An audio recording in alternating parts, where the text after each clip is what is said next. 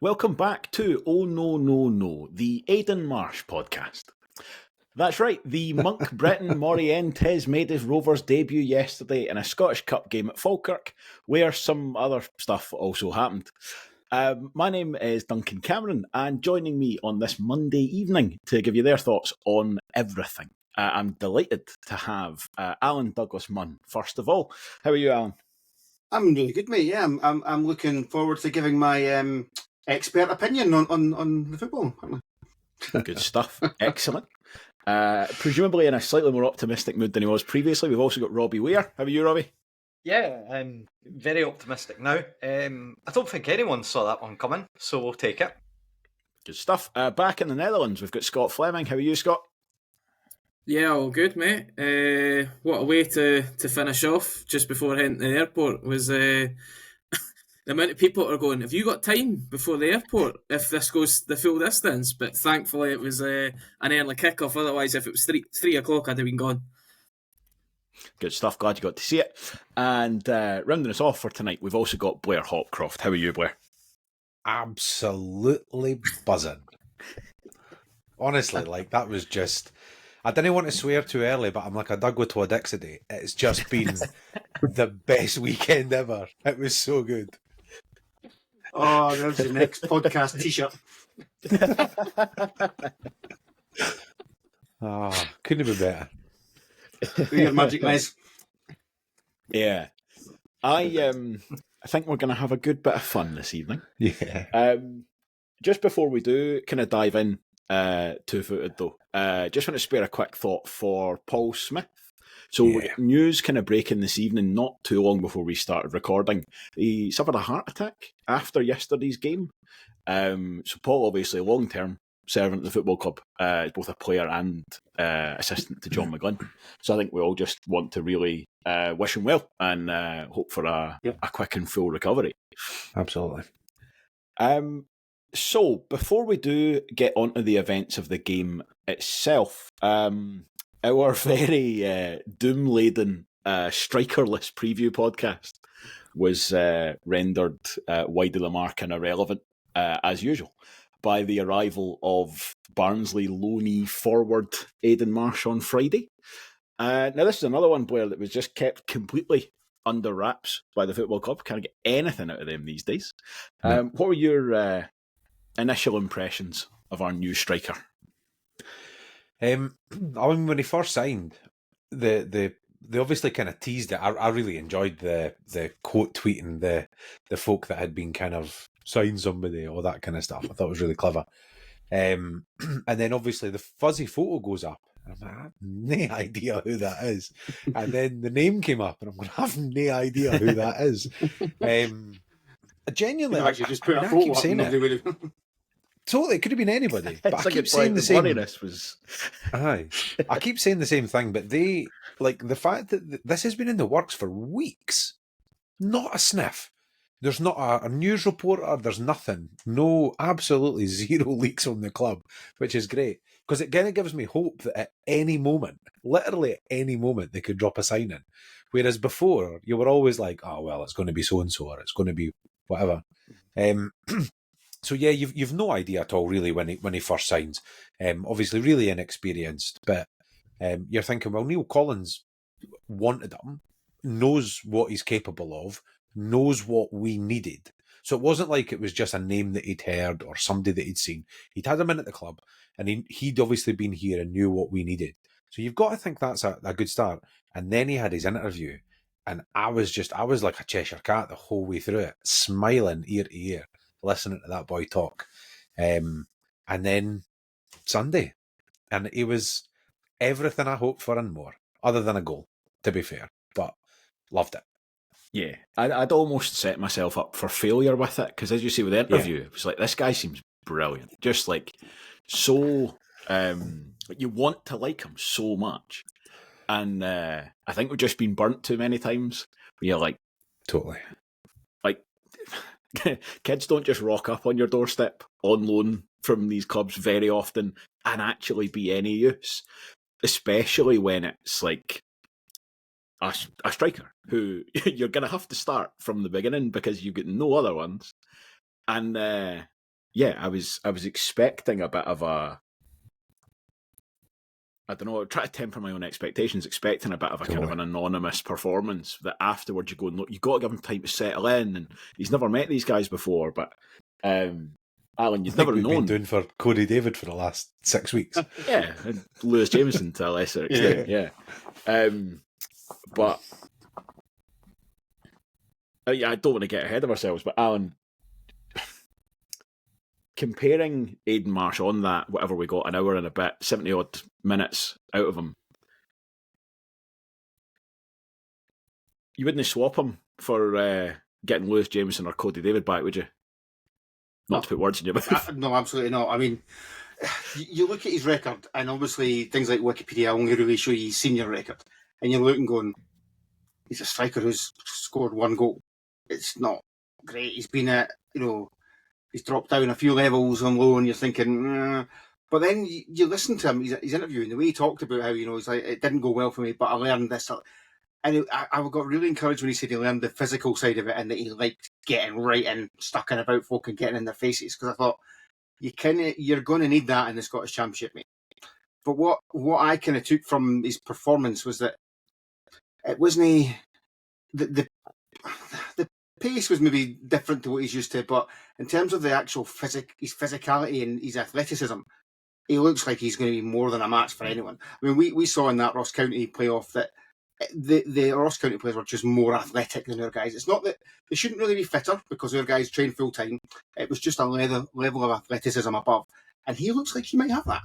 Like he was getting stuck right in about guys that are 6-7 inches taller than them and just not giving them anything and giving them a real hard time. And it looks like he's got a bit of ability about him. And it's very telling that you go on like Pie and Bovril or on Twitter, and even some of the Falkirk fans were saying, actually, this guy looks like he's all right. And, they were just sitting there dying to be saying how pish he was, but they couldn't, because he actually looks like a player. Oh, yeah. Has he got any pals? He does now, half a Kirkcaldy.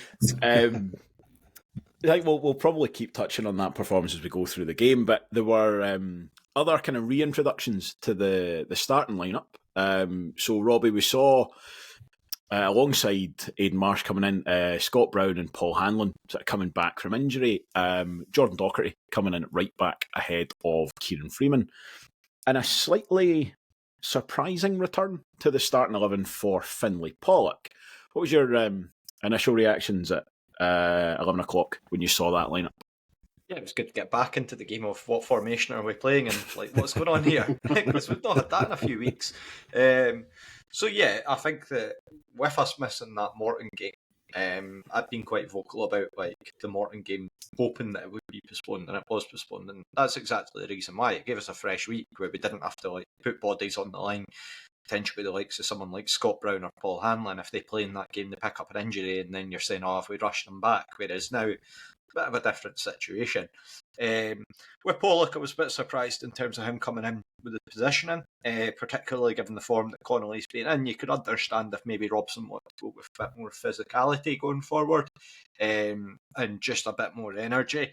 But yeah, I felt that all of them, to be honest, the way that we started that game was so impressive. And it's the first time that you've almost been sitting up in your seat saying, "Oh, look at us go here." It's been a good while since we've had that. Probably since the Collins performance against Ayr United would be the last time that we started the game so strongly. So yeah, it was great to see, because again, that's what we've been asking for. I think after you temper your expectations after the Ayr United game, and overall the way that we started the game will be a lot of cause for enthusiasm among our support in general. Yeah, definitely. I think that was the eye-catching one, was Finlay Pollock starting ahead of Aidan Connolly. And, before kick-off, I think most supporters would have if you gave them a chance, would have swapped that around. But Scott, I think in the opening seconds almost, I think you could see the logic in that. Finlay Pollock really kind of hunting down that Falkirk defence. Do you think that was really a decision justified by the first half performance? Yeah, I would completely agree with Robbie. I think Robson's clearly identified Pollock as somebody that's quite athletic, quite fast, quite strong for his age, especially because I think he's still only 19 or something. So I think he thought, let's try and get him and Marsh trying to sort of press high up, and then Dylan Easton's obviously just kind of hovering in between the two of them from time to time. But no, I thought, to be honest, I was kind of in the same boat. I was a little bit surprised that Connolly didn't get the start, purely just on his form more than anything, because he'd been arguably our best player in December.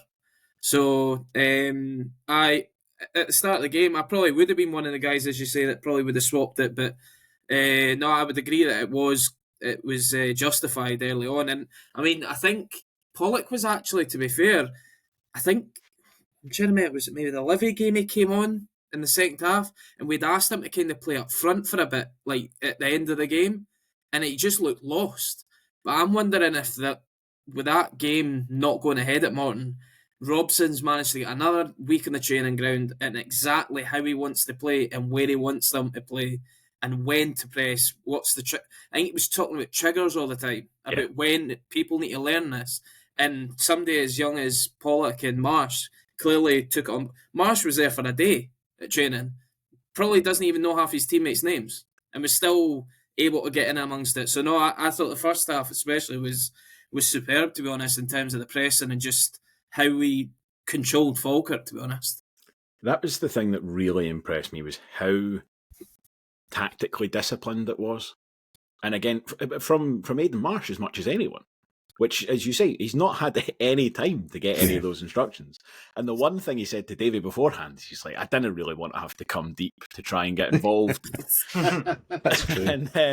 And he did that brilliantly. Like that was the job he had to do. And not only has he obviously not complained about it, like as you touched on already, Alan, like so physical, but like with purpose. Like again, I think we've all seen strikers who you can tell have been asked to do that job, and they'll put themselves in the right positions and they'll do enough that the manager's not going to haul them off. But they're not actually competing and actually making defenders have to worry. And Marsh was absolutely doing that, and Pollock was doing it on the other side as well. The very opening highlight, Falkirk kick off, launch the ball at the park, we put it back up, Liam Henderson puts his foot on the ball, and Finlay Pollock is on him before he's had the chance to think. And that's where the quote-unquote penalty claim comes from. Alan, think that's a penalty? No.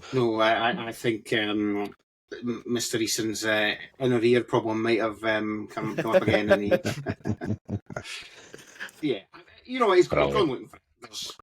It's one of those where there might be a bit of contact there, but if there is, it's definitely initiated by Dylan Easton looking for a penalty. It's absolutely not a penalty. If it's given against you, you're fucking raging. I would have absolutely taken it and happily seen him score it. Hilarious. Oh, to It makes it better to get so them. funny. 25 seconds in. They absolutely despise him. John McAnally's been all over Twitter calling him the biggest arsehole in Scottish football. I think he actually said that on the big Scottish football podcast today as well. I was like, get it up you. I can hear the tears in your voice. There's a corner just shortly after it, and you can see Dylan Easton takes his time to go and pick up the ball, and the Into Match Day or whatever has got him walking towards it. Just a smile on his face as they're clearly calling him every name under the sun. He's loving every second of it. Weird. Yeah, there's the slightly later on when it's the shot that the keeper gets down to. There's one guy in the stand who is like incandescent, like just lost the run of himself, and you can see he's good, just shouting and bawling right before Easton's even had the shot away. Just really good. Oh God, he's got them on strings. That's what you want to see. You get it. If he was playing for another team, we'd all be exactly the same. Like perfect example of that. Dom Thomas today has left the country. He's gone to Northern Ireland, and I could not be more pleased because he's that guy for us sometimes, and now he can be that guy for, I don't know, Cliftonville or something. That's fine. Sligo Rovers. Yeah, but just to come back to this kind of early press and the whole first half, really, because last time we were at Falkirk, sorry to take you back to that, but last time we were at Falkirk was a complete and utter tactical failure. Mm-hmm. And there was a lot of other stuff going on. A lot of players didn't play well. But fundamentally, I tell you, it was Neil Collins' lowest point. It's a short time period, but without a doubt, because he completely failed to think about what Falkirk might do and then watch them run all over us. And you can look at what we did yesterday and what Collins did in that first game. And on paper, they're not a million miles away. But what Collins had was Hamilton up front on his own. And then behind him, he had Easton slightly on the left and Gibson slightly on the right. And Falkirk played Stanton. all the way around us because Stanton was then too far deep. So Hamilton would go to one of the two centre halves. Easton and Gibson had to cover the fullback and the other centre half and Spencer, who was coming in. And there's too many options there. Like there's too many triangles to pass through. And so they were behind us before we'd even started. Whereas yesterday, you've got Easton solely worried about Brad Spencer. When we didn't have the ball, Easton's just covering Brad Spencer. You've then got Pollock going to Henderson, and you've got Marsh going to Donald. The two centre halves are covered. And Falkirk for 45 minutes didn't have a plan B. Couldn't work out what to do. And that is the whole foundation of that first half performance. And the exact opposite to why we were so bad the last time is why we were so good the first time. Those two contrasted could easily be our, I think, quite literally, possibly, our worst 45 minutes of the season and our best 45 minutes of the season. Because I think we were, over the piece, worse at Falkirk than we were at Ayr, even though we were 3-0 down. Oh, we were definitely worse at Falkirk than we were at Ayr. And that, it just, like, that's a manager who's looked at the opposition and gone, right, they're the best team in our division, so far this season. How do they play? Right, one very specific way. Let's go and shut that down and see where we go from there. And again, a lot of credit to the players for buying into it as well. Because Barry Robson said on the telly afterwards that their running stats for the first half were the highest they've been. Mm. So they've quite clearly bought into that and gone for it. And again, credit to guys like Aiden Marsh who've come in out of nowhere. Scott Brown come back from an injury. Because as Falkirk were effectively, in all but the scoreline, blown away in that first half. And I think it is fair to say that they were lucky to get in at half-time with a 0-0 draw. But yeah, just the way that we handled, and in particular, I know that it's sort of gets a lot of focus on him, given the connection between the two clubs, but Brad Spencer, just absolutely anonymous, just didn't get a chance on the ball during that first half. And partly because, obviously, again, Henderson, I'm not sure he's played for a good wee while now at centre-back, but I don't think he is like an out-and-out natural centre-back. I think he was a midfielder before and then maybe moved back. I might be wrong about that. I'm sure Falkirk Daft will be happy to tell me very quickly. But then we call Donaldson. He's coming in from out the cold. And again, he's just a defender that you can prey on in terms of confidence-wise, you feel. Compared to Luke Graham, different ballgame. Yeah, that is worth saying that they were missing Luke Graham's, who's been recalled to Dundee, who was brilliant at that, bringing the ball out of the back line, so they don't really have that anymore. As you say, Donaldson and Henderson, neither of them looked comfortable really at any point yesterday. But the Brad Spencer of it all is really what they're going to have to work out what to do now, because he's, first of all, clearly quite tired. Like, he's played, I imagine, every minute he's been available up to now, because he's so important to them. I think he's been the best player in the division so far this season. Mm-hmm. But it's a single point of failure. If you put somebody on him and you can shut him down, certainly on yesterday's evidence, they struggled to work out a plan B. It just second feels half they did better than that, but we'll come to that. It just feels so much like when McGlynn brought us up. When we rightfully won League One under COVID, blew them away. Do you remember that?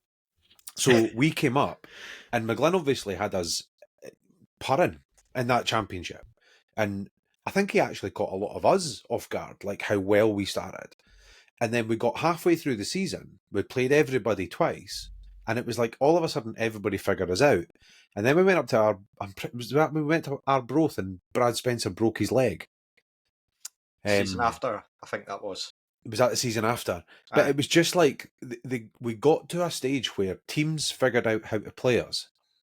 And we didn't have another option. And I think, for me, the only difference between Falkirk, who have been the best team in the league by a country mile, like you can't argue with it. But the difference is they don't really have, Ayr maybe coming into something now, but the season that we were in that league, we had Dundee, and it was Kilmarnock. Was that the season that the both of them were there? No, it was Hearts. Hearts, thank you. I was going to say there was another one. But it was just that thing of, as good as we were, we were never going to run away with it. We were never going to get away from the pack kind of thing. But our second half of the season just dwindled and dwindled and dwindled because we never seemed to be able to change it. We never seemed to be able to change what we were going to do. We had a plan. We were going to try that plan. And when it didn't work, there was no other option. And it kind of feels a little bit, like it's early doors, but it kind of feels a little bit like that's happening with Falkirk now. Yeah. And they've still got time in the window. You wouldn't be massively surprised. And obviously they've already brought in Eamon Brophy, who didn't play yesterday. Maybe he'll give them a different angle, but it does feel like they need to find an alternative to Brad Spencer. Either while he's there, or if he's not there, another way of doing it, because he does just look like a complete linchpin. And that was a blueprint yesterday. It's a blueprint for how to play against them. Yeah. Rush them. And I said at the second half of the game that they blew us away, there was like 5 minutes before they scored in the second half, where we got in their face, and there was a moment of, actually, we might have actually won a watch here, the fact that they're not 4-0 up by half time. We might get back in this.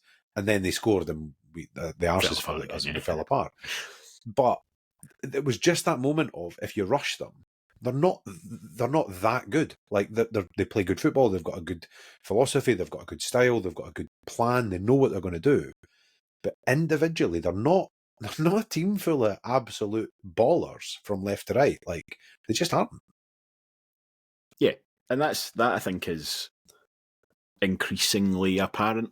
And it's because they're good players, but they're not transcendent players. They're not... Totally.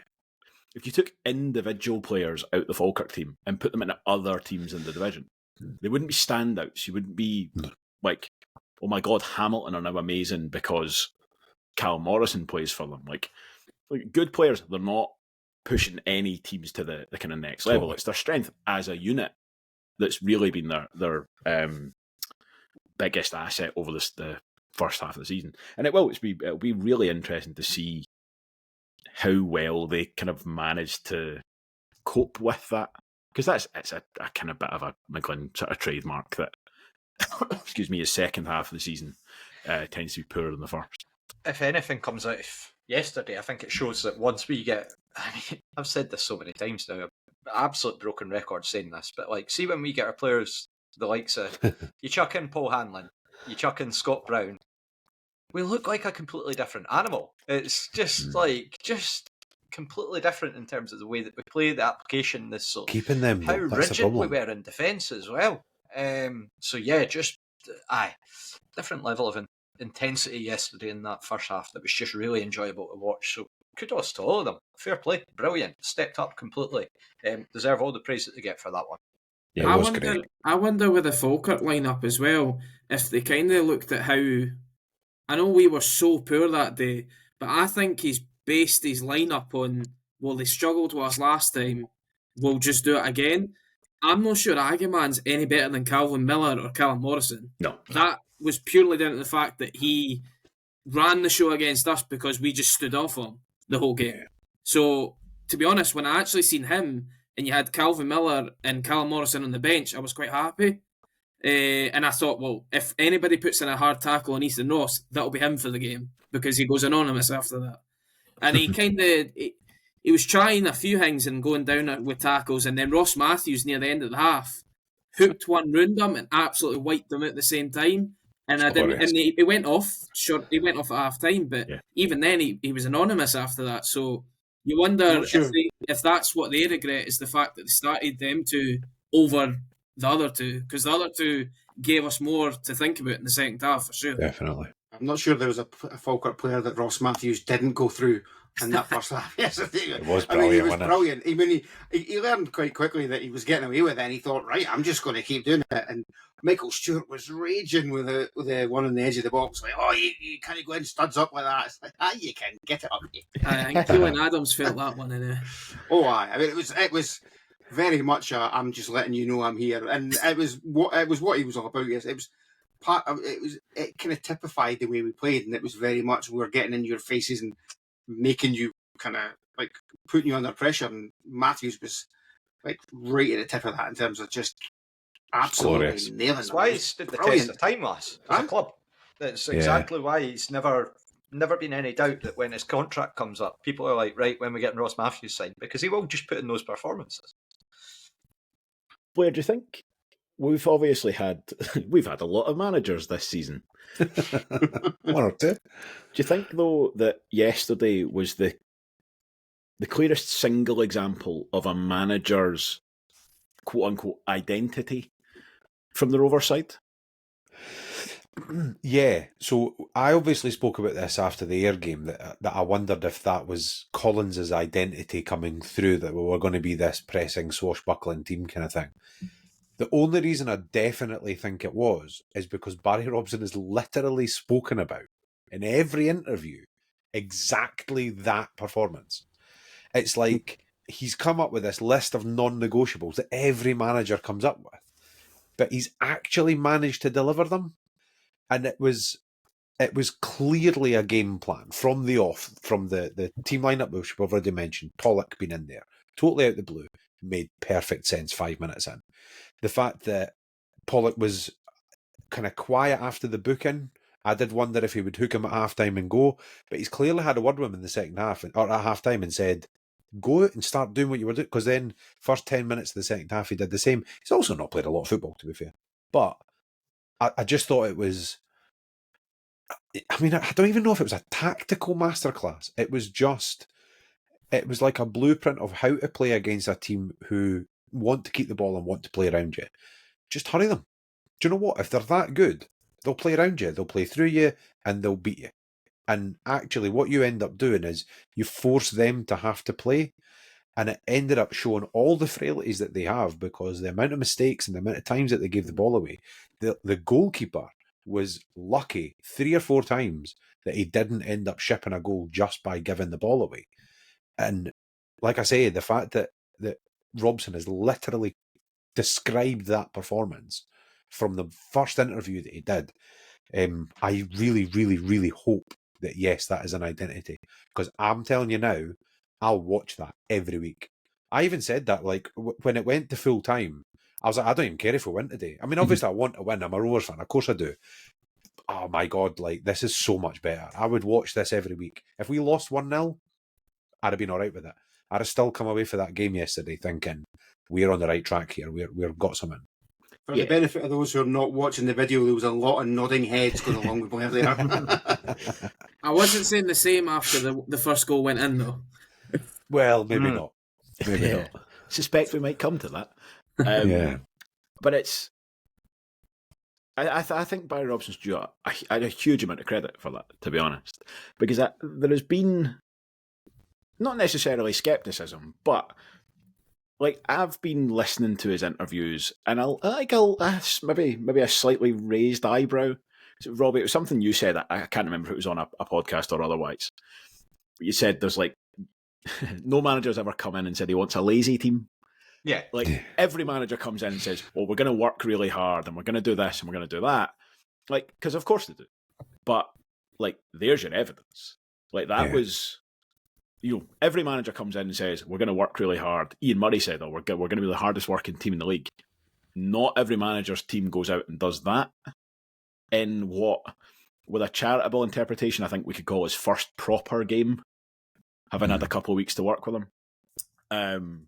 So I am Not that I was pessimistic at all, but I'm much more optimistic, or I'm really looking forward to seeing what else Barry Robson does. But it speaks a lot about the guy's mentality that he's came in, and you think about it, like, what, Falkirk were unbeaten there since something stupid like 2022 or something, in terms of, like, just, it might, I don't know if it's that long, but, like, again, Falkirk make these big deals about all these unbeaten runs, rightfully so, in their shoes.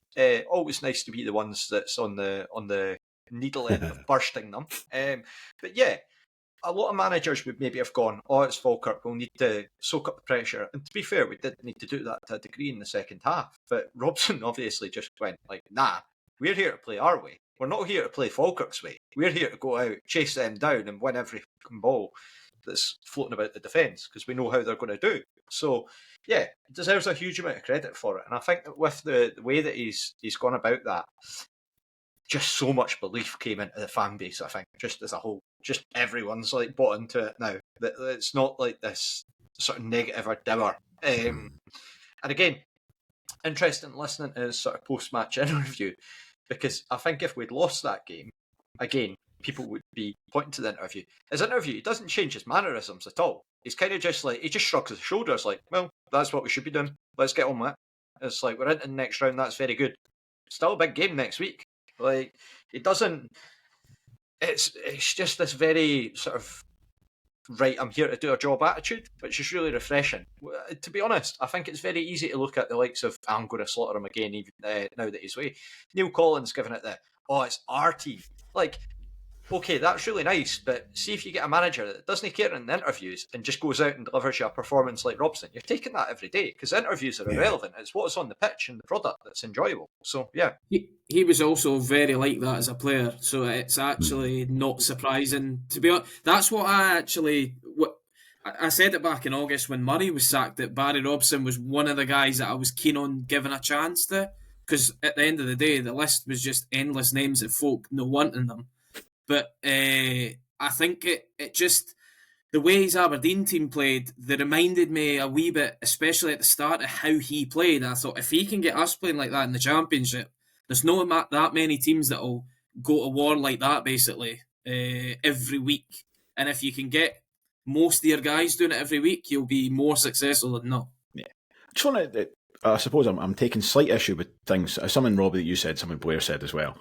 So, saying there about, like, we're going to go out and we're going to play our way, we're not going to worry about how Falkirk play. I think the first half of that is true, right? Because that category, you can tell, but he's never really said everything he wants to do.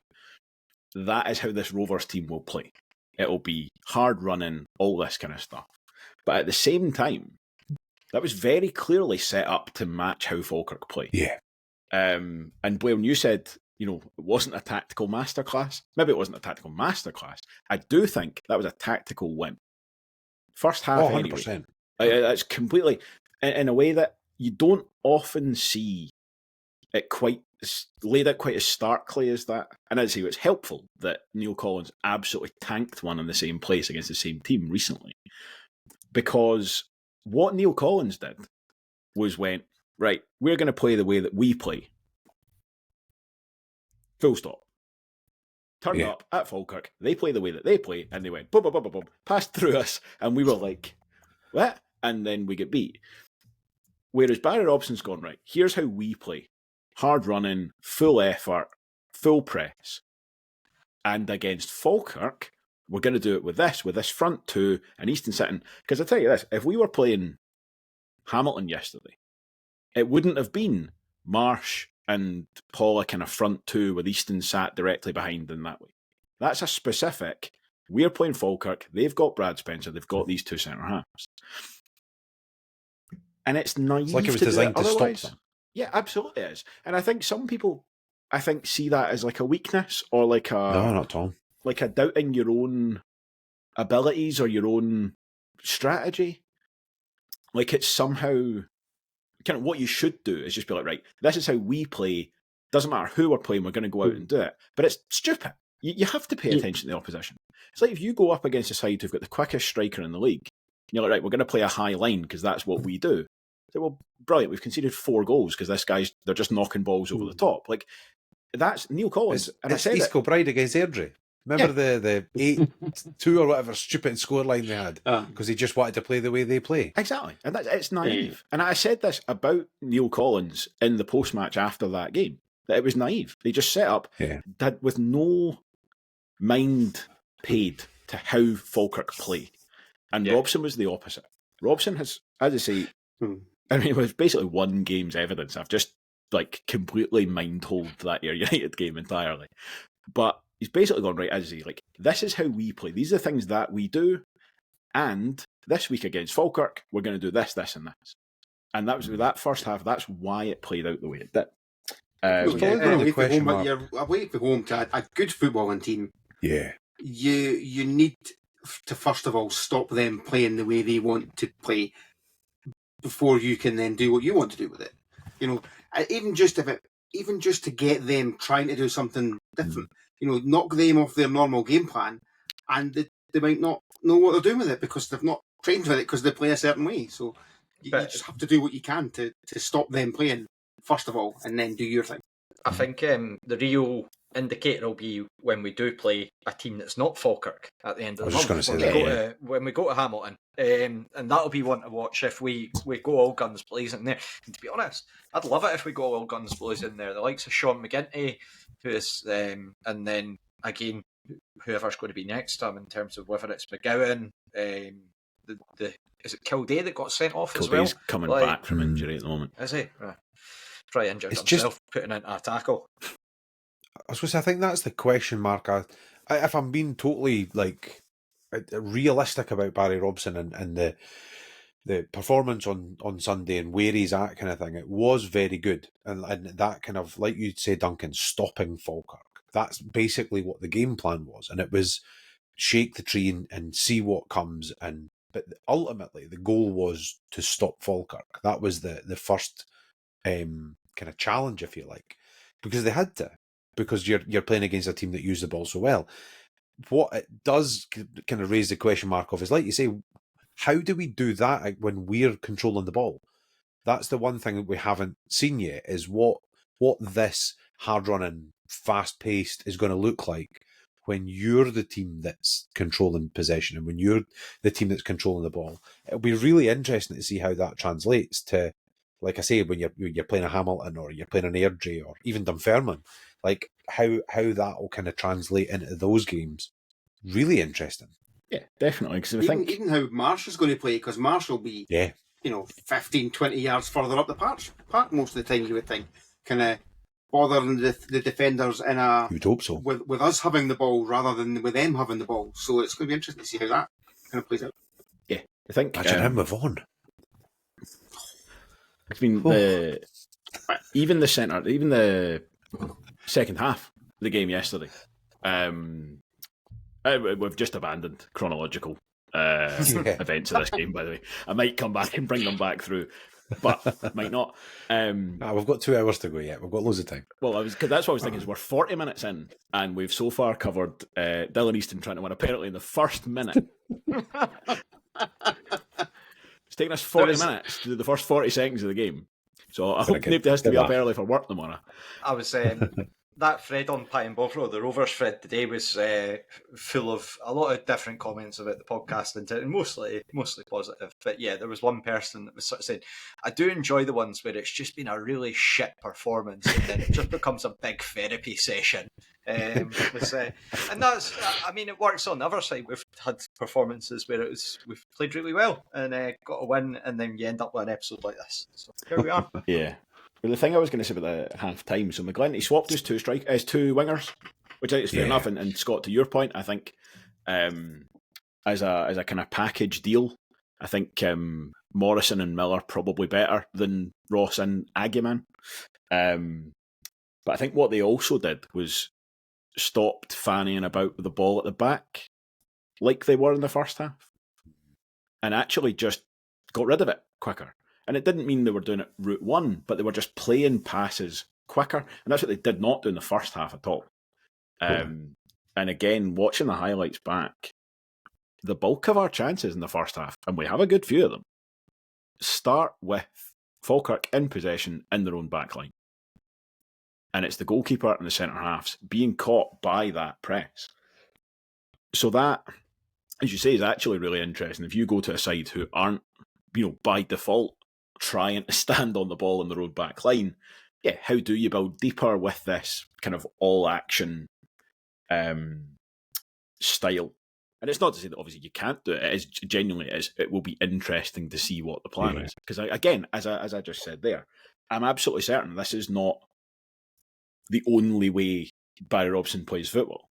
Like, either that or it is, and it just happened to be perfectly suited to the opposition that we played. And we'll go back to get beat 3-0 by half time every week until we play Falkirk again. Also, at least we've got them on Saturday. That'd be quite good. Well, let me have a look at my notes. What have we not talked about yet? The game. Yeah. So, I mean, in terms of the chances in the first half, I mean, we really should have been winning by half time. Probably at least 2-0 up. Marsh gets a decent chance. I can just take it as read. All of these come from pressing high up. But Marsh gets a decent chance. Slightly unorthodox. He kind of takes it with the outside of his boot. Allan, I don't know if closing down by Pollock. Yeah, just kind of pops up too quickly almost. He's almost... There's a couple of things. The ref kind of gets in his way. Yeah, which puts him off a little bit. But I think also he sees that Hogarth's going over to the other side, and I think he's trying to be clever and curl it around there so that Hogarth looks like a fanny driving completely the wrong way. I thought he was doesn't really get enough. He doesn't get enough power on it. Doesn't quite get it enough bend to get it right in the corner, and Hogarth manages to get a foot to it. Actually, you watch it on the Wraith TV highlights as well. Obviously, the camera's from the other side, which it took me a while to get used to, I have to say. I was like, what the shit that way for? And I remember. And it's actually a lot further out than it looks from like the other kind of TV angle. It was actually pretty far out. It wasn't hit with enough power, which is... that's fair enough. And he can hit a ball, by the way. I was eagle-eyed watching him in the warm-up when they were doing the shooting drill. Because you're just waiting for him, to see him, like, is he right-footed, is he left-footed? And he hit a couple with his right, and I turned to my mate straight away, I was like, he's definitely a lefty. Because he hit a couple that kind of looked a bit awkward and a bit uncomfortable. And then he leathered one with his left foot, and I was like, oh, yeah. Aye. Yeah, we'll have that. Can get... Easton has a chance as well. Again, it starts with the Rovers pressing, win the ball back high up the park. One of these ones where he's kind of half dancing, half stumbling through the defence. And just as he actually manages to get the ball out from under his feet, I was already celebrating. I was like, this is a goal. Yeah. It's just... And again, I don't know, Scott, he doesn't actually do kind of too much wrong. It's just not quite enough on it, and it's just a little bit too close to the goalkeeper. Yeah, I think Easton's had a few of them this season where, like, he's done the hard work, he's beat however many men to get the chance, basically, and then he just beat... To me, for where I was at, I was like, that's basically a pass back. It didn't seem... I get he was trying to place the ball into the corner, but I just thought, at least when you're... He wasn't even 10 yards out of the line, just leather it. I think when you're that far out, and then the keeper's not really got a chance to sort of dive across, but obviously he was looking for the corner and just didn't get the connection he would have wanted. But I just thought, at least for then, try and no pass it back to the goalie, because that's what it looked like for where we were at. I think definitely Hogarth fortunate to end that half having not conceded. He's lucky to get away with a couple, and then maybe not quite the Rovers making the most of the chances they had. The only other thing I've got noted down for the first half was, again, thinking about the last time we were there, I remember looking at the highlights, and was it something like 8 minutes in, 6.5 minutes in, before the Rovers touched the ball in Falkirk's half in the highlights package? But this time around, you get one Falkirk highlight for the first half, and it's a corner. A corner they very, very nearly actually do really well with. But again, just a very, very stark contrast between the two games. As I say, McGlynn then makes these... So he makes the kind of two substitutions at half-time, and as he more so than that, I think just, as I say, basically stops his defenders taking too long. And obviously the Rovers are starting to tire a little bit. You can see that with Pollock and Marsh, and it does kind of swing the dynamic of the game a little bit. Robbie, in that kind of opening 15, 20 minutes of the second half, were you concerned that it was a little bit of a reversion, or were you quite happy that it was just the ebb and flow of a game? No, I think it was in when we were sort of within our group chat, we were at a point where you get to midway through the second half and it's people talking about changes, but I still think we were going like relatively strong. Obviously, changes did need to be made, but just a word for Jordan Doherty. Like, he was absolutely incredible coming in for his first start, and he marshalled them so well. Stevenson and Dick obviously combining on the left, but Doherty I thought was a real standout defensively. Just constantly looking for the ball, constantly available, comfortable, even when he was getting pressed, being able to get passes off. And I think that made a huge difference. Again, it's the old cliche that Kieran Freeman's been unlucky because, again, other players came in, but I just think Doherty looked very solid in that role. So yeah, huge kudos to him. I felt that you always worry that you've sort of, your chance might be gone and that you've let them into a game where you were in control. But by the same token, also, it didn't have a feeling we were ever like completely out of it. It wasn't that they were creating sort of half chances, but they weren't really like, they were knocking kind of at the door, but it wasn't like a full thump. It was just kind of like a light tap. So yeah, it's generally I was still all right with it. I felt like we could have an opportunity there, and we were still, when we were breaking out, we seemed to be doing okay with the ball. So yeah, I wasn't losing too much of the head. Yeah, there's kind of one big chance before the goal where it's a counter-attack. I think it actually starts from a long throw from the Rovers, and then there's a bit of sweeper keeping from Kevin Dabrowski. He comes out, he's got a good strong header on that. Not the first time he's done it. Yeah, I'm not saying anything about his heading ability compared to his kicking, because his kicking was absolutely fine yesterday as well. Yeah, it was. But more to the point, after he's got that header, the ball's recycled. Such a brilliant cross into the back post from Callum and then Morrison. And Aiden Nesbitt doesn't do anything wrong, gets it back across the goalkeeper, and it's a really decent save. Blair, I think that's one of those that I thought it looked good at the time, but looks even better on the replay. Yeah. I mean, I genuinely thought it wasn't his busiest of afternoons, but I thought he did absolutely fine, Kev. Like you say, his kicking was good. That save, just the reflexes to get down. There's maybe a question mark over whether he could have come and punched it or caught it, because it is kind of right into that 6-yard box. But I think, like you say, the fact that it's kind of come out and recycled and come back in, he's not kind of set and waiting for the ball coming in kind of thing. It's quite a fluid kind of motion. I think sticking to his line, we've said a few times that he's either got to go or he's got to stick. Like, it's the getting caught in no man's land that is the problem. But I was thoroughly impressed with Kev. There was a group of young boys sat behind us in the stand, and let's just say they're not Kevin Dabrowski fans. So I found myself loving Kev more. The more kind of negative stuff that was coming, and to be fair, some of it was relatively justified or whatever. But I'm like, come on, boys, like, give him a break. He's. I mean, even the coming out and the clearances and stuff, and he didn't get anything wrong. Sometimes it looked a little bit unorthodox, and sometimes it kind of makes your heart stop a little bit. But he got everything right. I mean, I think there was one kick that he hooked out of play. Other than that, for me, complete pass match for Big Kev. I thought he was great. The interesting bit where I think he tried to play it off. Was it Ethan Ross to really win it? early And on, it looked up that and he was just funny. caught it. There was another point actually with Kev. It was in the second half, I think, where the ball came over and it was good. There was nobody really a Falkirk player there at all, and it was I can't remember, it would have been you and Murray probably, because it was the right side of the defence, went to header it, and Kev just gave him a massive scream, just leave it, and Murray ducked out of the way to let it go out.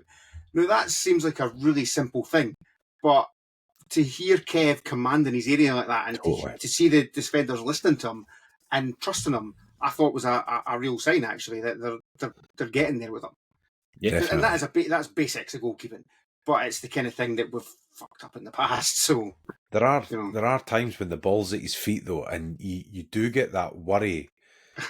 I was laughing because it's a bit like it's like when you're playing FIFA and the battery dies in your controller and the player just stops.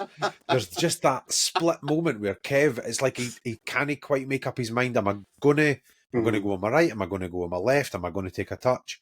And for all the world, it looks like he doesn't know what he's going to do. He gets through it like it's fine, and it's just. I think it's just a very different. We've said it for 2 years now. It's a very different style to what we're used to. I think it's as much as anything that I think that's a kind of body shape thing. Like he looks worse than he is, almost. Adjusting his limbs. Like if you just had it as like a graph or a chart, and it was like, right, here's every time he's kicked the ball, here's where it went to. I don't imagine he's actually that much worse than anyone else, but because he's got this sort of thing where his hands are out. It's kind of ungainly. Like he's kind of on a surfboard almost. And then it's like an unorthodox kicking style. This is where, I joked about the no-footed goalkeeper, but that was the point I was making. Not that he's terrible with both feet. The fact that he kicks with his both feet the way I kick with my left foot. I am very right-footed. But I kick with my left foot like I've got no clue what I'm doing. Like I can't make my body do it. He kind of looks like that with both feet. It's wild. Yeah, but I don't think the outcomes are really any worse. And I thought he was really good yesterday. Actually, I think you're slightly underselling that performance. I think he made some very good saves. And what he did was, with the saves that he makes, he deals with the danger. And to that point about if you're going to come for them, come for them. If you're not, don't. There's two, I think both really quite late on in extra time, where he doesn't come and he's on his line, and both of them, the headers are right at him, and it's not a bother at all because he's in exactly the right place. Catch them, no bother, everybody's happy. Mm-hmm. And that, again,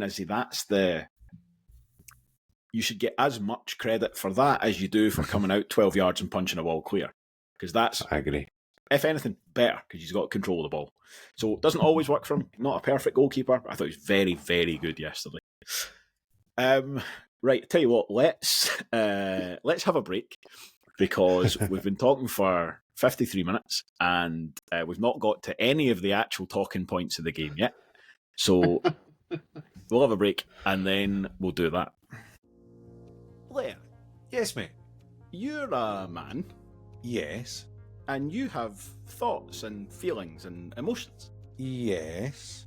Are you good at talking about all that stuff? Well, I try my best, but I don't know. Probably not as much as I should. I'm the same. I feel better after getting stuff like that off my chest, but I don't do it anywhere near often enough. Have you heard about Andy's Man Club? They're brilliant. They create a safe space for men to sit down and talk about the important stuff. And they do it right across the country as well. Yeah, exactly. They've got more than 200 meetings across the UK, and it's every Monday night at 7 o'clock, including one at Starks Park. And if anyone wants more information on it, they can go to andysmanclub.co.uk or search for Andy's Man Club on Facebook. It's okay to talk, and now we're going to get back to talking about the Rovers. Right, I think we've put it off long enough. Let's talk about the first goal. Right, let me see who's got the short straw. Scott. You can start. I suspect we all might chip into this. Give me your thoughts on that, please, and what you were thinking at the time. Wow.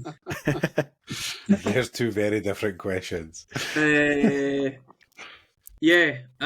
mean, at first you're almost in shock that it's happened, and then you're like, how's it happened? What's he seen? You're breaking it down slowly, and then you're going, well, you're instantly. One of my mates had the Premier Sports app on his phone, so he went to look it back. He went, I still don't know what he's seen there because you can clearly see Ross McKeever is in the way of the goalie. So why he's even bothering to even look at that? But he's not. I don't even think he takes a touch. He basically passes it first time. He's kind of just looked round and then just passed it back. And then, it also wasn't hit that well, so it's kind of easily gone to McKeever, and then obviously slid it along to Morrison. And then you just see, as soon as he's made the ball hasn't even gone to McKeever, and Stanton drops to his knees as if he's like, well, I know what's happening here. But, I mean, the second part of it was, I just went, see if this is how this game ends, after what we've just done for 80 minutes. Like, I felt so sorry for the squad. Like, instantly I was like, we will get a chance before the end of the game. Whether we take it or not is a different one, but it was just the fact that I just felt so sorry for the squad, because I was like, it's not what they deserved after the 80 minutes they've just put in. Like, the whole squad had done brilliantly and probably should have been in the lead up until that point. And it was just a moment of absolute madness. And, I mean, I think everybody was just in such utter disbelief at what had happened. Obviously, there was other folk had their own opinions, stuff like that. But I just, completely baffled. It's like so diplomatic. Such a diplomatic way of putting it, Scott. But that, like, I was the same. When I watched it back earlier on tonight, I was like, what has happened there? Because he seems to kind of stumble. But at the same time, I think it is also what he means to do. Like, I don't think he sees the striker. And I don't know if it's almost like he sees him too late and he can't disrupt the momentum of his own foot. I was going to say... It's like he sees him... That's exactly what it is. Like, as if his foot is about 5 centimetres away from the ball, like, in mid-swing. And he's like... Because he's not hit it that hard. Shit, I shouldn't be doing this. It's like he's tried to stop himself, and it's just it's been. That's why, as you say, there's been too much momentum on his foot, and he's not been able to stop it, and it's actually made it the perfect weight for McKeever. Had he actually played the pass at the pace he probably wanted to, there's a small chance he might have, Kev might have got to it, he might have got away with it. Yeah, or McKeever might have a tougher time controlling it, at least, Totally. It just takes all the pace out of it. Mm-hmm. But there is an angle from the other side that you do see. I think it's the referee, actually. And you just lose McKeever behind. And then Stanton, obviously, that's the point where he sees him and tries to pull his foot. I have to be honest, and we're going to need to talk about it because we've not talked about it until now, but I really felt for him because there's no way in hell he's meant that. Like, absolutely no world where... Not even a possibility. But of all the players and all the moments and all the games for it to be him in that moment, you could just see it. He looked like he was ready to greet. Like, the world could have just swallowed him up at that moment. Like, if it for Aiden nothing Marsh, else, you would have rubbed him on the head and just been like, it's all right. Totally. That's like for nothing else, he's quite clearly like doing his job.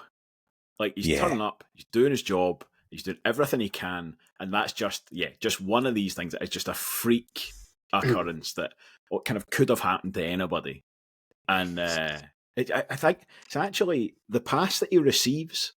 I think 9 times out of 10, he spins away from the man who's coming in and actually goes off. And I don't know even if that's in his head, because he steps towards his own goal, kind of with his instep. And I don't know if he's almost in his head going like, oh shit, I shouldn't actually have done that.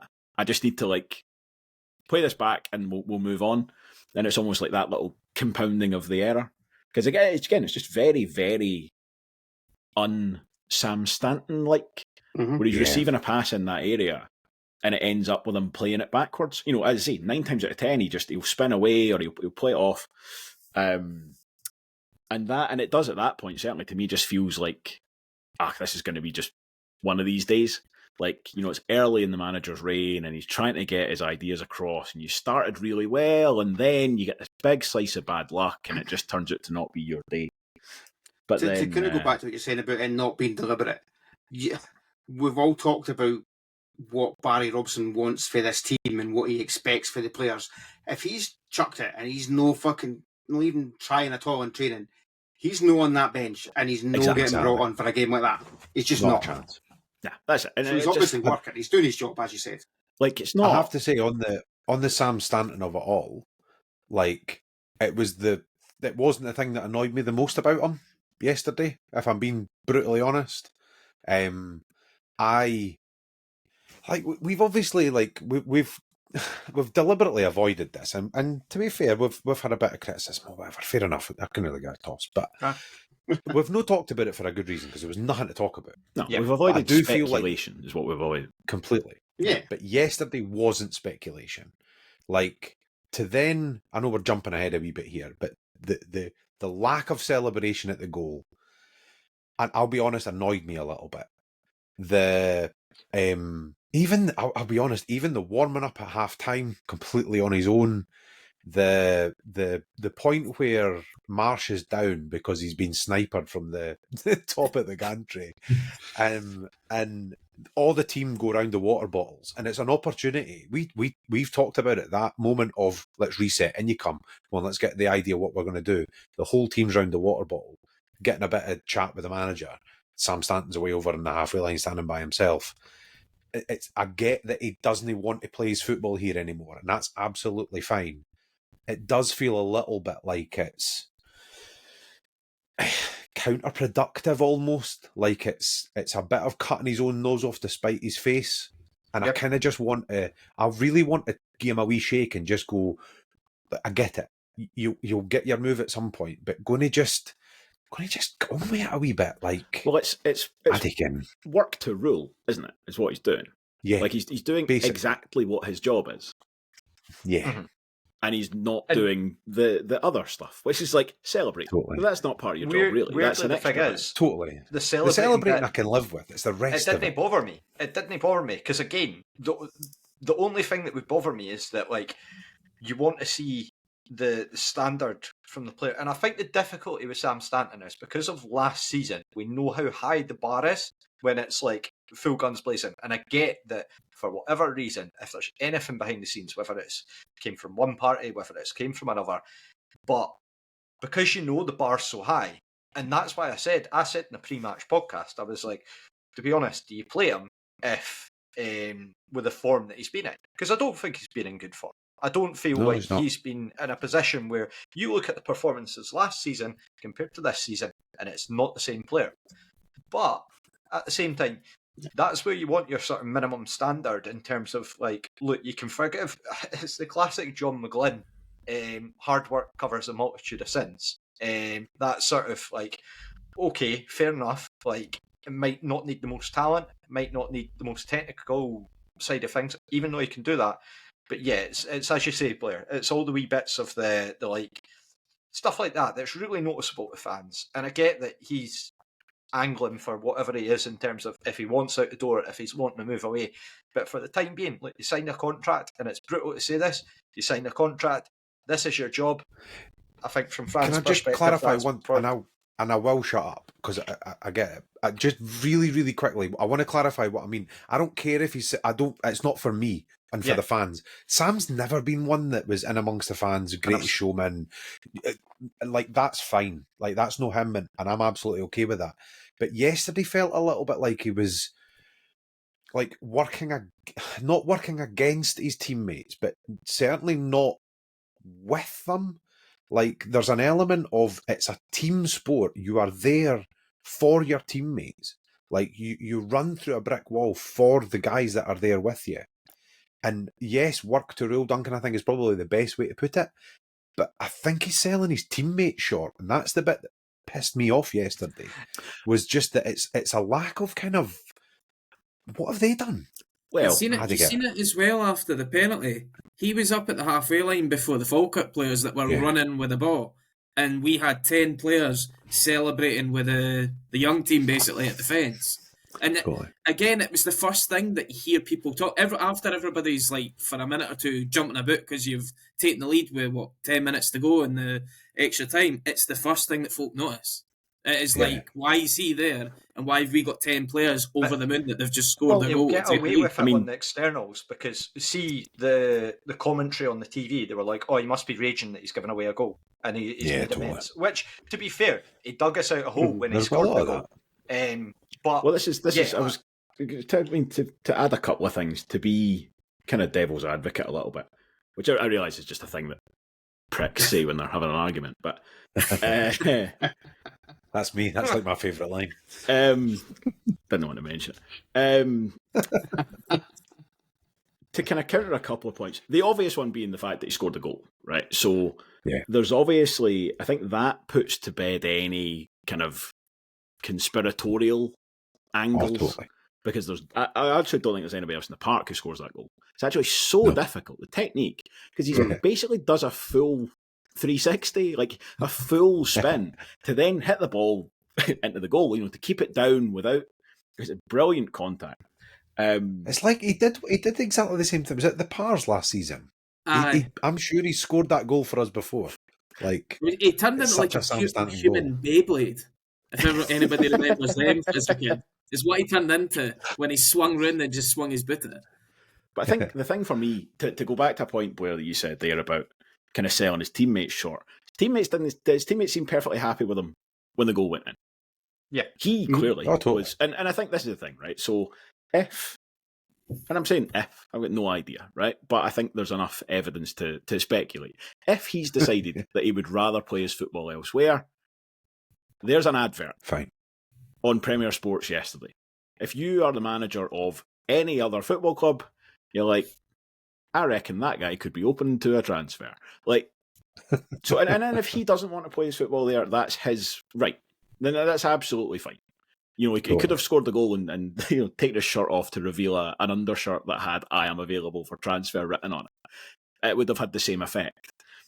But he scored that goal and his teammates were delighted and were almost trying to get him to celebrate.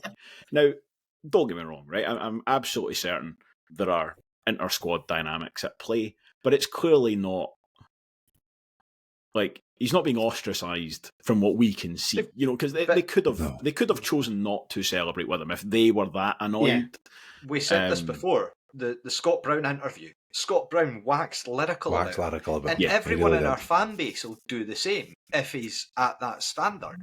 And I get that then you're putting a player on a pedestal maybe compared to other players. But again, I know that I said about like the sort of minimum, but I think again it comes back to, and again I know it's the sort of classic, but it gets touched on from time as well. But there is the mental health aspect, and like it's just at that point where you're thinking like, obviously, what happened? It's a horrific situation because he plays the ball back. You can clearly tell looking at the replay.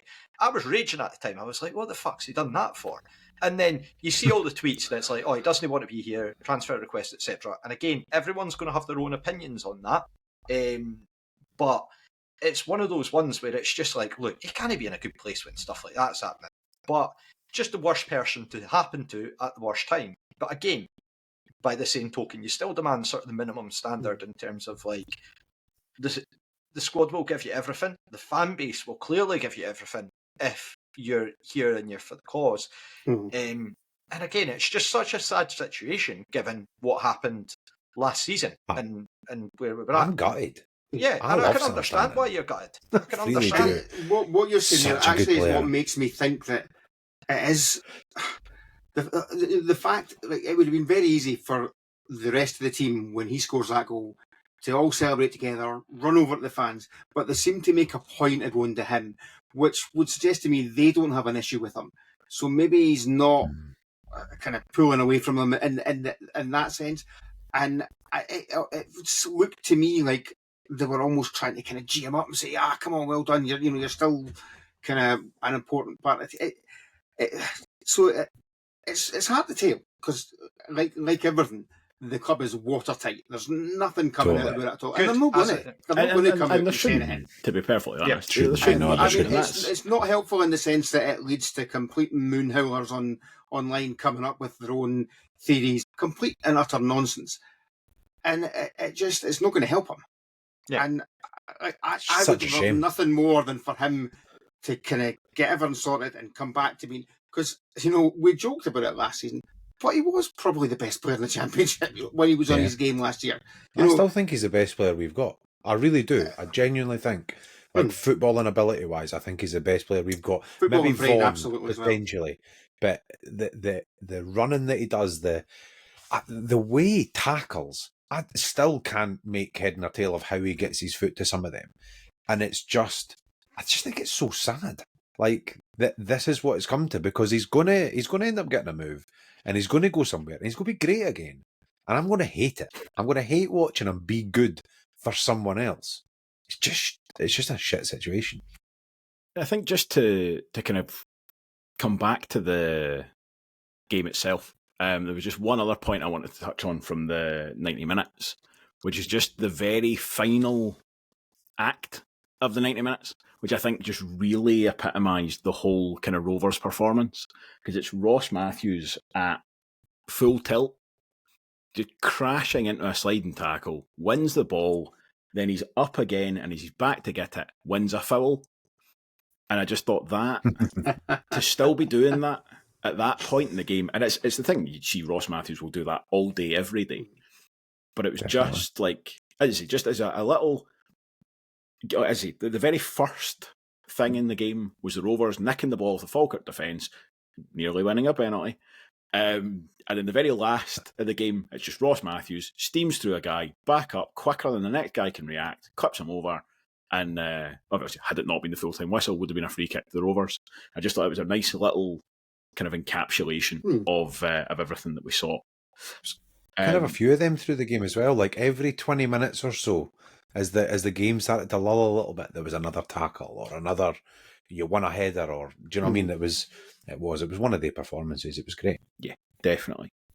In terms of the kind of getting into the extra time, the kind of flow of the game continued. But what I wanted to really just kind of call out here was just the kind of various contributions of some of the substitutes. Now, obviously, we've got the penalty to come, but in particular, so we've got Josh Mullen comes on the 68th minute, and then Aidan Connolly and Kai Montague come on with 5 minutes of kind of normal time left. Scott, take your pick. Any of those you'd like to kind of single out for their contribution? Yeah, I mean, well, for Mullen, I would say it was arguably his best performance of the season.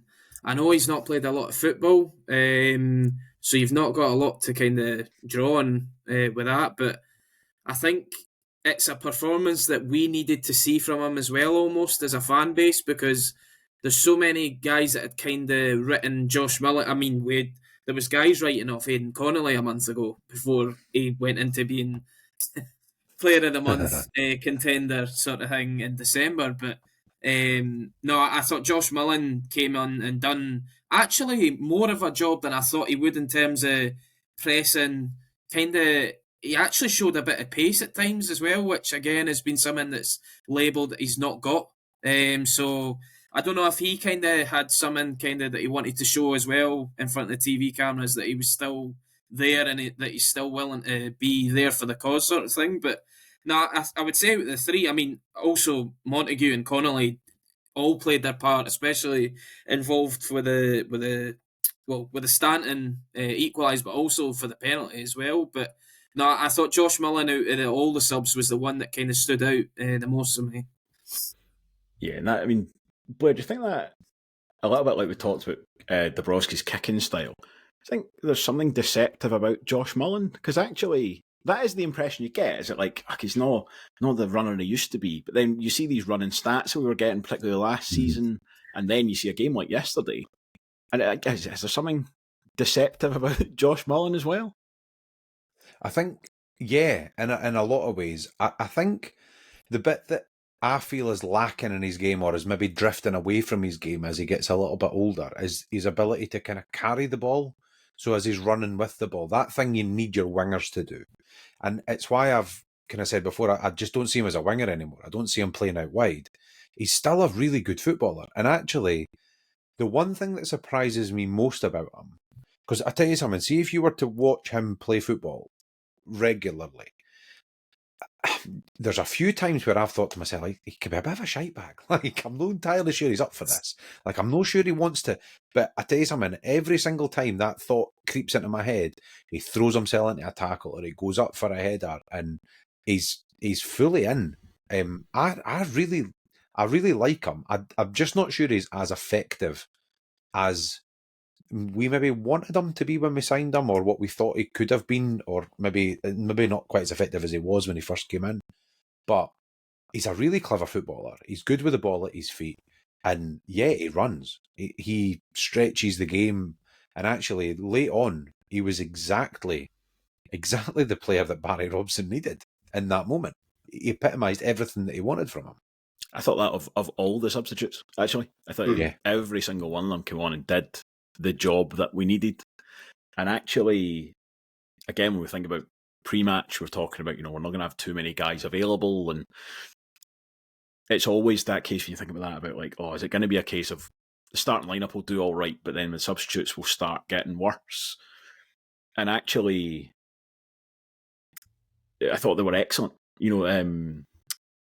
Montague particularly as well, just his use of the ball, and he's again not had a lot of football. A guy who's not played an awful lot of first team football, particularly at this level, and he's just very, very good use of the ball, gets into the right areas. Obviously a slightly different role, but not unlike what Aiden Marsh was doing earlier in the game, just occupying the opposition. That's exactly what I was going to say about him, actually. That even like winning the ball at the edge of his own box and carrying it out or playing it out to someone like McGlynn. And, you forget how young this guy... I don't even think he played much first-team football at East Kilbride before we signed him. I think he was just coming through their academy. And it says an awful lot that there's a young guy there who was signed by Murray or Potter, whichever one of it was. We've had 2 full-time managers since then who've both liked what they've seen enough on the training pitch to throw him in. And there's Robson throwing him into a really, really important game, a vital part of the game as well, where he needs to come on and contribute and make a difference. And fair play to the lad, he did it. I'm really impressed by him.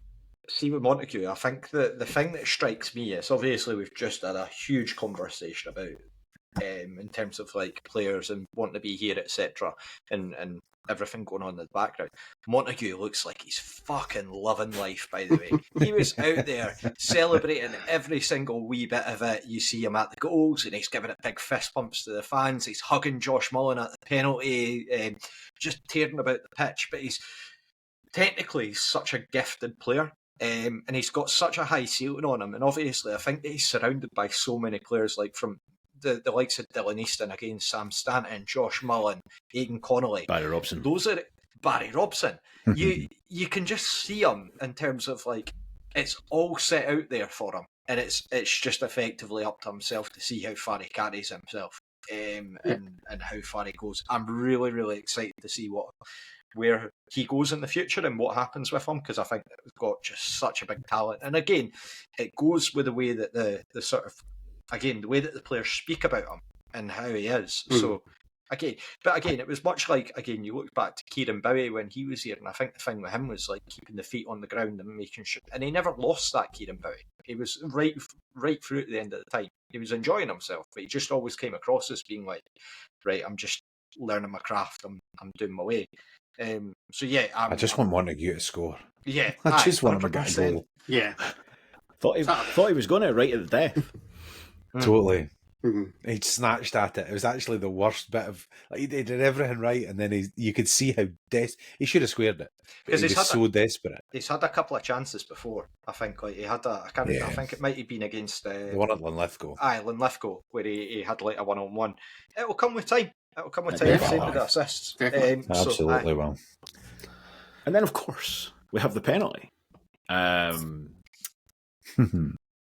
Couple of nice little bits of build-up play in this as well. Allan, watching on the telly, is there any doubt about the decision kind of as it was happening? Did you have any doubt in your mind that the referee wasn't going to point to the spot? No, I was screaming for it, as I'm sure everyone else was, and it was just clumsy. Like, it was just a clumsy challenge. Tired. I've not really seen anyone question it. I think someone say that Callum Morrison reckoned that he got the ball, even though the ball was about 15 feet away from the challenge. Like, it was just that's a good teammate right there. He just bundled it. Like, Mullen probably checks his run a little bit to get the challenge coming into him, but it was a clear penalty. It was just a really clumsy tackle.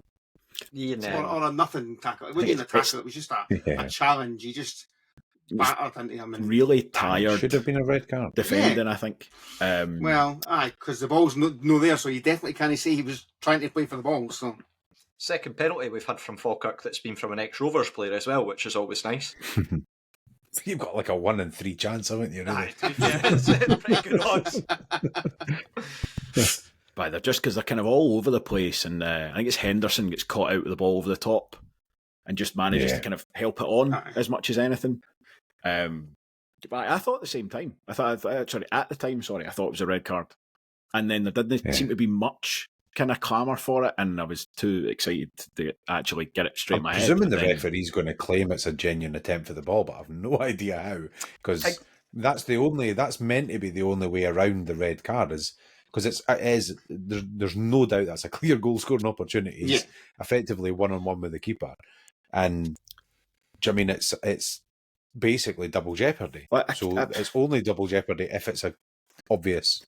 Sorry, if it's a genuine attempt for the ball. I mean, when I looked at it, I thought, if I was the referee, my excuse would be that there's two Falkirk players kind of nearby, but Spencer's the other one who's going so slowly that actually Mullen and Mackie both go tearing past them. He's by far the closest, and he's just like, I'm not getting to this. I just don't want to. Ian Latto bursting out the standard grade geography in our group chat earlier on was someone to behold. What was it? A glacier moving Brad Spencer. Is that Oxbow Lakes form quicker.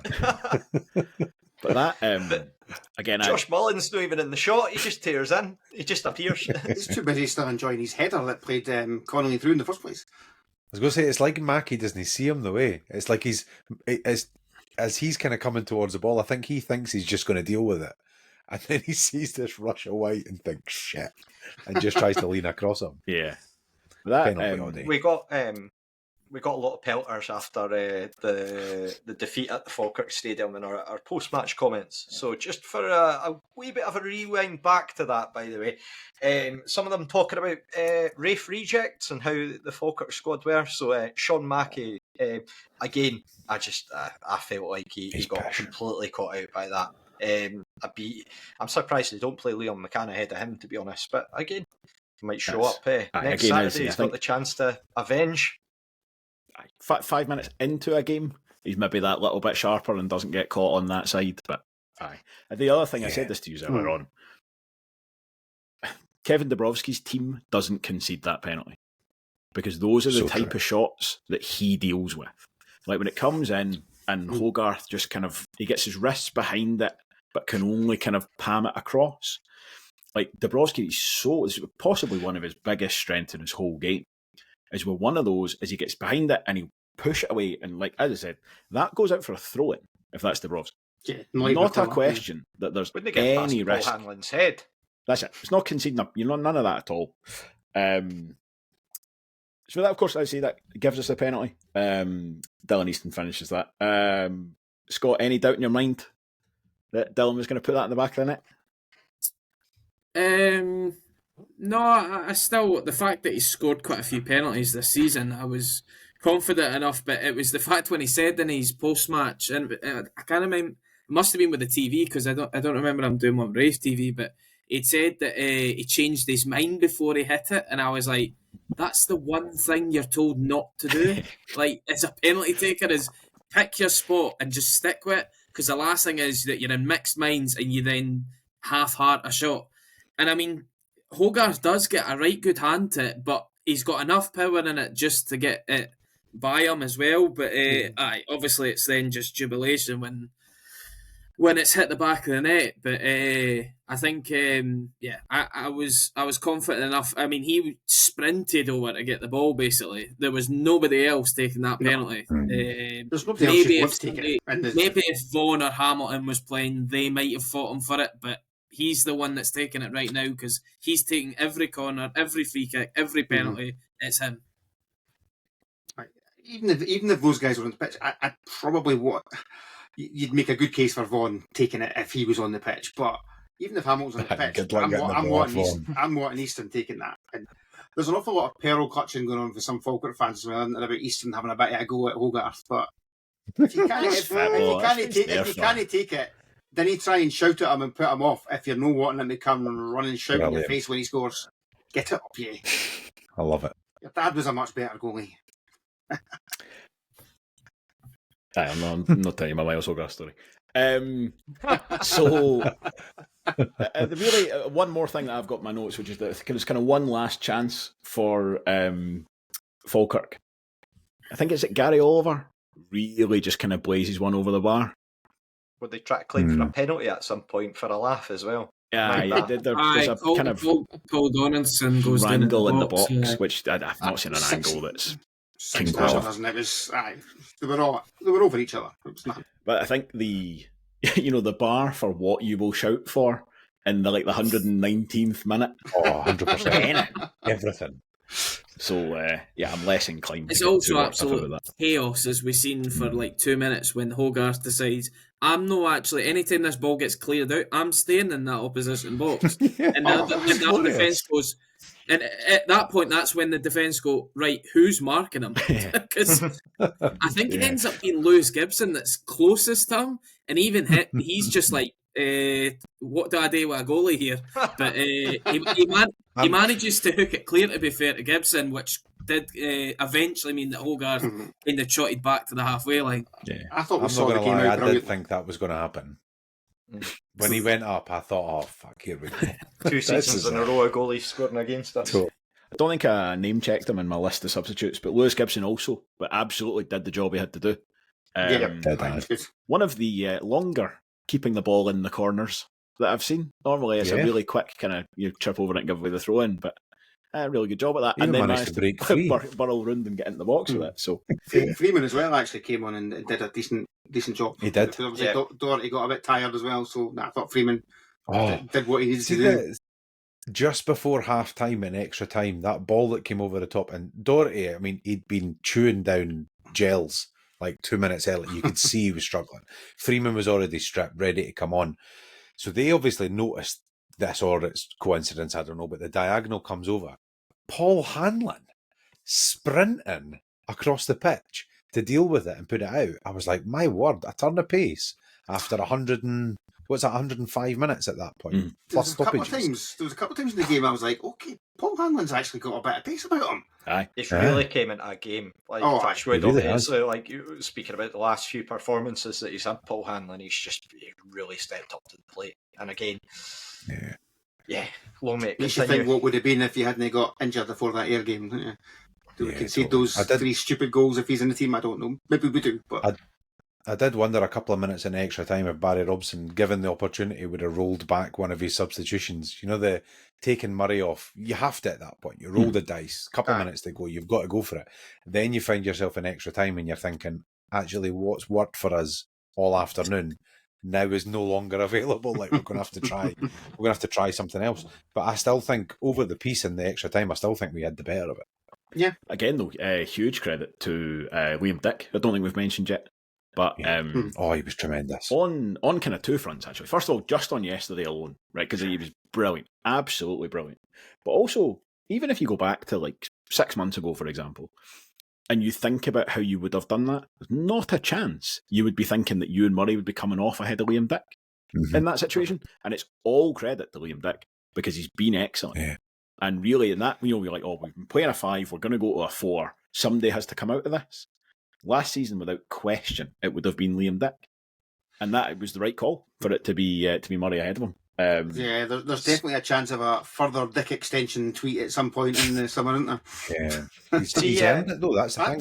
Genuinely played his way into it. Looks comfy where he's at. I wrote this down pretty much, I don't know, we must have been about 5 minutes into the game, which was probably about 40 minutes into the podcast itself, but I wrote down mentality over the 90 minutes. Got to give a lot of credit to the full squad, just every single player on the pitch to go the way that we conceded that goal, every single player on the pitch just to bounce back from that, and it's our first win that's coming back from being a goal down and God knows how long, but to have that mentality of just sticking at it, getting up the pitch. Very funny to see the Falkirk fans bemoaning the fact that they concede goals, so many goals from crosses and corners. I found that tremendously ironic. My beer voice. The Spider-Man meme pointing we had there. But yeah, just to get back into the game and then to go on in extra time and not be we'll see it out, we'll see penalties. Again, going back to that thing that I said about Barry Robson before, where it's just kind of we're going to take our chances, we're going to have opportunities, we're going to roll the dice with this and see where we get. Because again, you could understand, even if we had, Blair, you touched on it earlier, even if we lose that game, they're still coming out with a lot of credit and a lot of aye. belief in terms of Barry Robson and 100%. the whole squad. So yeah, And that's it. And as I said earlier, like it's players buying into it as well. I mean, you've got both Marsh and Easton going off, having run cramp into themselves just through just sheer effort. Like that. That's it. That's none of this. And I think the thing as well is, it's not like the Rovers have been a lazy side or anything like that at all. It's not like the obvious thing coming in would be like, oh, I need to make this side work harder. If anything, that would have been towards the bottom of my list of like what's wrong with this Rovers side. Like, actually, they need to work harder. Would have been well below. We concede 4 crosses every week, or 4 goals from crosses. So certainly, I think it's surpassed my expectations for yesterday. Anyway, and as I said earlier, Big time. Really excited to see where Barry Robson goes from this, because that was almost a kind of bigger impact, a bigger managerial impact from game to game than we've seen at any other point this season. And we've changed managers lots of times. So, so much sweeter when you genuinely, I do not believe you, Alan, when you say that you are optimistic going into that game. I know you are, Mr. Optimism. I was going to say that. I was going to claim that I wasn't joking when I predicted 2-1. But nobody saw that coming. Nobody saw that performance coming as much as anything else. Like off the back of where we'd been and the games that we'd had and the injuries that were there, and it was like everything that was just going against us. It just made it. I went to the game, and I will hold my hands up and say I genuinely thought we were going to get pumped. Yep. Also, fair play for them putting free buses on for that as well. Because as you say, that absolutely has put numbers onto that. Because there was a lot of people just 882 or something. That's a cracking support. Lunchtime on a Still Sunday. looked like more than that. It looked like more than that. But that, I mean, just a thoroughly enjoyable afternoon. It really was. Although I'm not convinced I can get used to 12 o'clock kickoffs, because just the whole day is like 3 hours out of whack. Your Saturday as well just completely gets thrown off by a lack of football. Yeah. We were watching a film last night. I finished at 8 o'clock and I got up to go to my bed. It was like, surely I've been in for the football for hours, but now it must be time to go to bed. So 3 o'clock should be fine.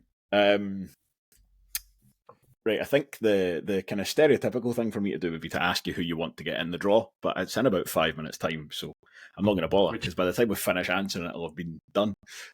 So I think we'll just leave that as a mystery, because by the time this episode goes out, everybody will already know who we're getting in the next round. Everyone will be in their beds. I will also be in their beds. I can't believe we've got Air Away again. I'm going to just say it as often as I can so I can jinx it. It's 100% going to be Air Away. Or Livingston. We'll get Amenville again. That feels inevitable to me. 4th trip to Ayr.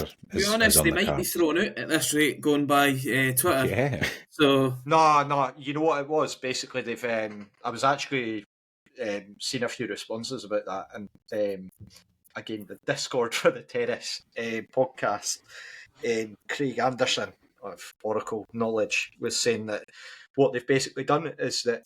So Robbie, just for the context for anyone who didn't see this, there was rumours yesterday that Livingston had fielded an ineligible player in an earlier round. Aye. But sorry, Robbie, just to give us the answer. So just to elaborate on it, what they've basically done is there's been an overhaul in the registration and bookings and suspension system, and that's why it's no longer sent out all the time, because it's all sent automatically. Clubs can't select players on the system. Right. Comet, it's called. So what they basically did was, rather than they carried on the straight reds from the Scottish Cup last year, but double bookings, basically they didn't carry on because they couldn't figure out a way to do the system. I might be wrong in saying that. I might just be making it up to make them sound incompetent. But yeah, effectively double bookings didn't carry on, and that's what Andrew Shenny had. So it's really been a case that they've kind of won a watch with it, and he's been able to come on and get them into the draw. But let's be honest.